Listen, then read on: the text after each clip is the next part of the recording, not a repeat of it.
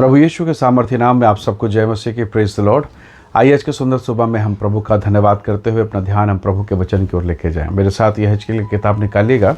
यहेजकेल उसका 34 अध्याय और उसका वचन 26 निकालिएगा। यहाँ इस प्रकार से लिखा है, मैं उन्हें और अपनी पहाड़ी के आसपास के स्थानों को आशीष का कारण बना दूंगा और मेह को मैं ठीक समय में बरसाया करूंगा और वे आशीष की वर्षा होंगी।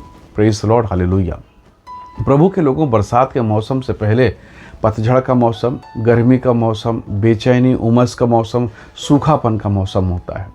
ऐसा मानो एक हरा भरा पेड़ सूख के कंकाल हो जाता है। पूरे पत्ते जो उसके खूबसूरती का कारण है, सब कुछ झड़ के समाप्त हो गया। और कभी कभी दूर से देखने से ऐसा लगता है कि मानो वो पत्थर वो जो पेड़ है, वो पत्तों के गिरने के कारण सब कुछ मानो मर सा गया है। मैदान के घासों को देखिए, कुम्हला गए, मुरझा गए हैं, सूख गए हैं, सब कुछ अस्त व्यस्त दिखता है। और तब परमेश्वर बारिश को भेजता है और आप देखेंगे उस बारिश के आने से पूरा मैदान फिर से हरा भरा हो जाता है।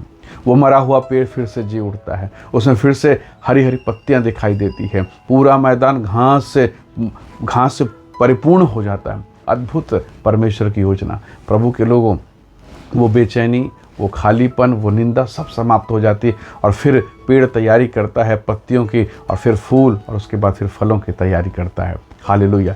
हो सकता है आज आप भी अपने जीवन में इसी प्रकार के माहौल से होकर गुजर रहे हैं कि आपके जीवन में हो सकता है पतझड़ का मौसम हो, सारी चीज़ें ख़त्म होती चली जा रही है, आपके जीवन में शांति समाप्त हो रही है, आपके जीवन में बहुत सारी आशीषें, हो सकता है आपके अपने लोग आपको छोड़ के जा रहे हैं। पर याद रखिए, वो पत्ते अगर उस पेड़ से नहीं गिरेंगे, नए पत्ते नहीं आएंगे, वो ताजगी नहीं आएगी। वो पुराना पत्ता कितना दिन तक टिका रहेगा? प्रभु के लोगों, हो सकता है वो पुरानी बातें, पुराने व्यवहार, कुछ ऐसी चीज़ें जो आज आपसे अलग हो रही हैं, दुखी मत होइएगा। पतझड़ निकल जाएगा। परमेश्वर ने कहा, मैं आशीष की वर्षा को भेजूंगा। सोचिए, गर्मी के मौसम में किस प्रकार की पीड़ाएं होती हैं, पर बारिश भेजता है परमेश्वर। परमेश्वर के लोगों, इजराइलियों को प्रभु ने कहा, मैं तुम्हारे लिए आशीष को भेजूंगा, तुम्हारे पहाड़ों को हरा भरा करूंगा, तुम्हारे जीवन को मैं आशीष का क्षेत्र घोषित कर दूंगा। सोचिए, अब्राहम का जीवन, सारा का जीवन, संतान नहीं है, सूखा जीवन है, सबके घर में किलकारियां हैं। सारा और इब्राहिम एक दूसरे को देखकर शायद कोसते होंगे, शायद अपने शरीर को कोसते होंगे, शायद वो अपने जीवन के लिए रोते होंगे। पर परमेश्वर ने उस सूखे हुए बुढ़ापे के जीवन को पकड़ा, उसे दर्शन दिया उत्पत्ति 12 अध्याय में, और उसे कहा, तू आशीष का मूल होगा। आज तक तू रोता आया है, आज तक कुड़कुड़ाता आया है, आज मैं तुझे आशीष देता हूँ, तुझसे एक बेटा पैदा होगा, नाम इसहाक रखना, अर्थात हंसी।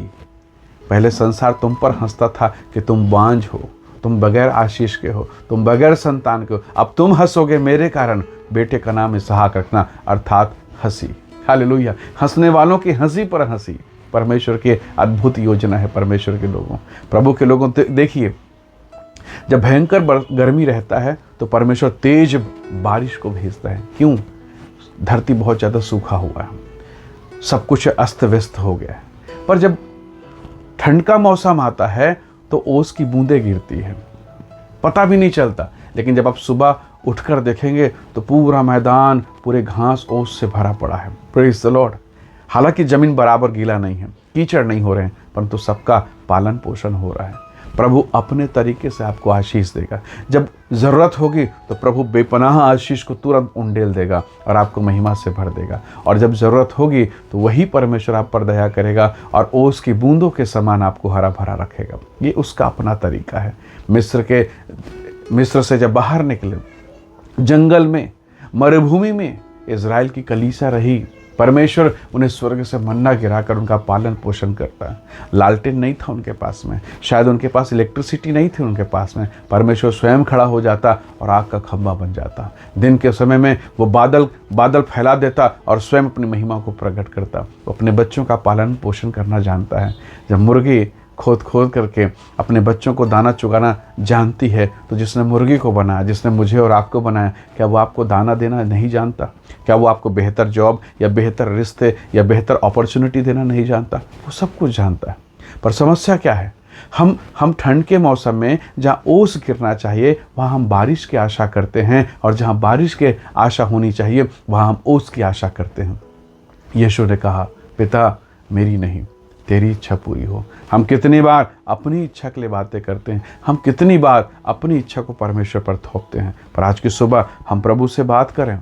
प्रभु का अनुग्रहकारी वचन इस समय आपसे बातें कर रहा है, आपके भीतर में ये कार्य कर रहा है। और यदि आपके भीतर में कार्य कर रहा है, यदि इस बात को जान लीजिए, आपके जीवन के तमाम निराशाएं, तमाम पीड़ाएं, उसका अंत होने वाला है। बरसात के मौसम में अगर दोपहर के समय, सुबह के समय अगर उमस और बेचैनी हो, बहुत ज़्यादा गर्मी लगे, आपको पता चल जाता है, आपके अनुभव से पता चलता है। आपको किसी मौसम विशेषज्ञ ने नहीं बताया, आप जान जाते हैं शाम को पक्का बारिश होगा। अगर शाम के समय बेचैनी है, उमस है, गर्मी है, आप जान जाते हैं पक्का रात में बारिश होगा। प्रभु के लोगों, हो सकता है आज आप अपने जीवन में बेचैनी से होकर गुजर रहे हैं, तकलीफ से होकर गुजर रहे हैं, बच्चों के जीवन को देखकर, अपने फाइनेंस को देखकर, अपने पॉकेट को देखकर, सैलरी को देखकर, कोर्ट कचहरी के मामलों को देखकर, कई प्रकार के उमस, बेचैनी से। याद रखिए, यदि आप मौसम के विषय में अनुभव रखते हैं तो बाइबल पढ़ने वाले अगर आप हैं तो आपको पता होगा कि अब परमेश्वर अपने अनुग्रह को भेज रहा है। Praise the Lord. अभी बहुत जल्द परमेश्वर आप पर दया को प्रकट करेगा। परमेश्वर के लोगों, तैयार हो जाइए, अपने हाथों को उठाइए, अपने मनों को उठाइए, परमेश्वर की ओर देखिए, स्वर्ग की ओर, क्योंकि परमेश्वर आपके लिए बारिश भेज रहा है। कई बार ये आशीषें आपको दिखाई नहीं देंगी, कई बार ये बारिशें दिखाई नहीं देंगी, क्योंकि ये ओस के रूप में है। आपको वो गीत याद होगा, स्वर्गीय ओस तो मुझ पर बरसा दे, हे पवित्र आत्मा मुझ पर कब्जा कर। प्रभु के लोगों, ठंड के मौसम में बारिश जब गिरता है, ओस जब गिरता है तो कहाँ दिखता है? बस उसे नीचे में, ज़मीन पर, या कुछ सामान, कुछ गाड़ी अगर आपने बाहर रखा है, उस पर आप ओस को देखेंगे। पेड़ के पत्तों पर आप ओस को देखेंगे, पर उसे गिरता हुआ आप नहीं देख सकते। कई बार ऐसा ही होता है परमेश्वर का काम, कि आप उसके काम को डायरेक्ट नहीं देख सकते, पर एक समय आएगा और तब आप चिल्ला उठेंगे, वाह परमेश्वर की दया, वाह परमेश्वर का चमत्कार। Praise the Lord. कई बार डॉक्टर कहेंगे कोई उम्मीद नहीं है, असंभव है, पर रिपोर्ट देख के आप कहेंगे, वाह ओस गिर गया है, आशीष आ गया है, परमेश्वर आपको उठा के खड़ा करेगा। आज आप एक नौकरी के लिए, एक काम के लिए बेचैन हैं, एक समय आएगा और तब आप चिल्ला कर कहेंगे, वाह मेरा परमेश्वर महान है। वो बकरी चराते चराते, भेड़ चराते चराते वफादारी में था, प्यार में था, प्रभु से बहुत प्यार करता था। हमेशा गीत को गाना, आराधना करना उसका काम हो गया था। उसे मालूम ही नहीं परमेश्वर उसके लिए योजना बना रहा है। उसने उसे उठाकर इज़राइल के सिंहासन पर बैठा दिया। वो बकरी चराने वाला, भेड़ चराने वाला छोटा सा दाऊद आज इज़राइल का राजा है।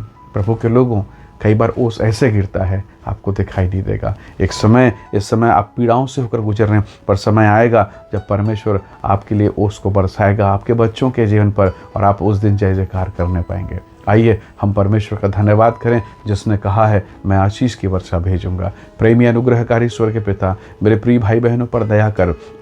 इनकी जीवन की बेचैनी, इनके जीवन की निराशाएं, इनके जीवन के पीड़ाएं, प्रभु जी, इनके जीवन का सूखापन, हर वो निंदा, वो बदनामी जो लोगों ने इनके विरुद्ध में किया है प्रभु पिताजी, हर वो स्थान पर जहां इनका अपमान हुआ है, प्रभु आपने कहा मैं तुम्हें दुगना दूंगा। आपने कहा मैं तुम्हें अपमान की संधि, नाम धराई की संधि मैं दुगना दूंगा। प्रभु इनके जीवन का ब्लेस करें, इन्हें आशीष दें प्रभु। इनके दुखों को आप दया करके प्रभु जी, इनके दुखों को आनंद का विषय बनाइए प्रभु जी। इनके शोक महिमा में बदलते चले जाएं प्रभु जी। सब प्रकार के अंधकार के सामर्थ्य, रोग, बीमारी, दुर्बलता, सब प्रकार के डिप्रेशन, शारीरिक रोग, हर एक व्याधियां, दुष्टात्मा के सारे दुष्प्रभाव प्रभु यीशु के नाम से इनके जीवन से दूर हो। आप इन्हें ब्लेस करें, इन्हें आशीष दें, इन पर अपनी महिमा को प्रकट करें। धन्यवाद पिता, प्रार्थना सुनने के लिए प्रभु यीशु के सामर्थी नाम से मांगते हैं, आमीन आमीन।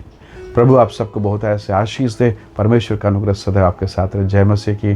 Praise the Lord.